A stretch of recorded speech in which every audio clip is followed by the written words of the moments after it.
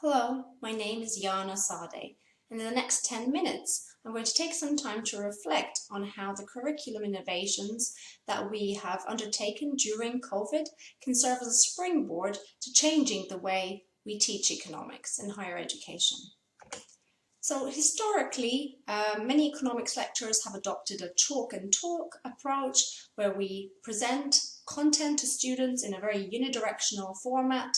We present our slides and our proofs and our graphs, and students take it all in, and then we're expecting them to recreate this information when we test them on the content. But literature suggests this is a very inefficient way of teaching. There are many examples of ways we can improve our teaching experience, and still economics lecturers default mostly and primarily to this chalk and talk approach to teaching. The main barriers, the reasons why we do this, are listed on the slide, and they cover a number of dimensions: inertia and struggles within the teacher or the department's approach, issues with student acceptance, and a lot of costs involved in investment on learning new experiences, new methods of delivery. Now, I suggest that COVID, in a way, has lowered the costs of all these dimensions because students have had an experience of a very different approach to teaching. Our departments have had to become a lot more flexible in their approach to how we teach, and we've learned a lot. Our skill set has grown tremendously during the time of COVID, right? And so now would be the ideal time to rethink the way we teach. What do students actually need? So from conversations I've had with students and from feedback that I have solicited from students, it seems very clear that students really like the sense of control over their learning. They like to decide when and how to pace their learning experience. And so recorded content or content that can be accessed by them when they need to access it is really favored by students. But they are aware themselves of intertemporal bias they suffer from, the fact that they might make plans to consume content that then they don't stick to, and that they might procrastinate with this workload. They also need a lot more support. During COVID, peer networks have severely weakened. There are many studies that show how important this was in students not dropping out of modules and students performing better in their degrees.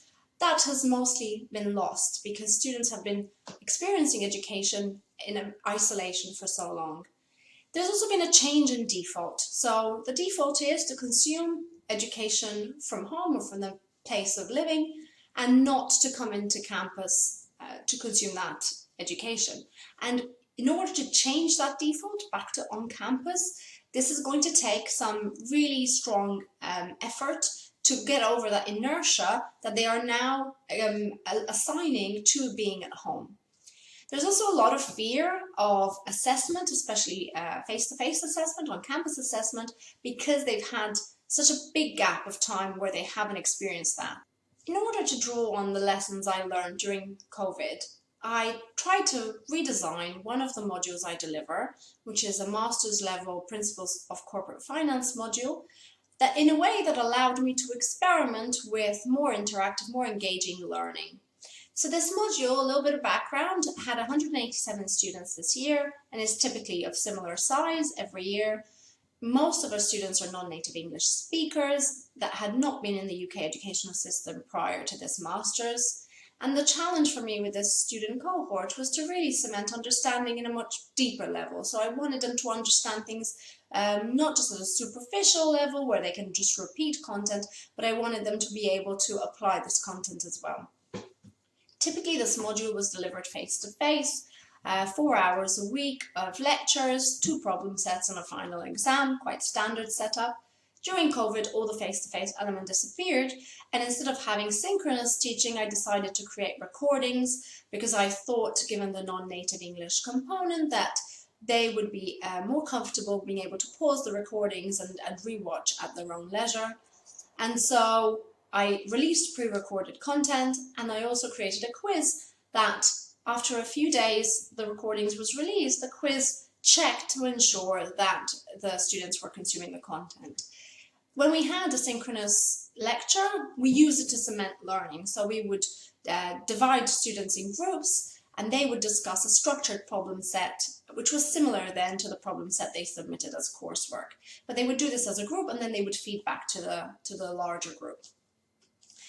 This year, we had students back face-to-face, but I was really hesitant to go back to the old structure. And so I thought that I'd use this amazing resource that I had created, these recordings, and still release those to students, and use my face-to-face time for something different. And I assigned students an assignment where they would have to work as a team on analysing a journal article and then presenting it back to the class. Everything else really remained very much the same. When I asked them to evaluate this component, the group work and the collaborative learning element of the module, the feedback was very positive. So not only the scores were really high, but also the qualitative comments indicated that the students really liked it. And they appreciated that not only did it cement the learning of the actual content, but actually increased their skill set when it came to speaking publicly and working as a team, which is a really great outcome of a learning experience, right? So I felt that this method was quite successful, but I also wanted to analyze what was happening with the online content, because I wasn't sure how the students were consuming this.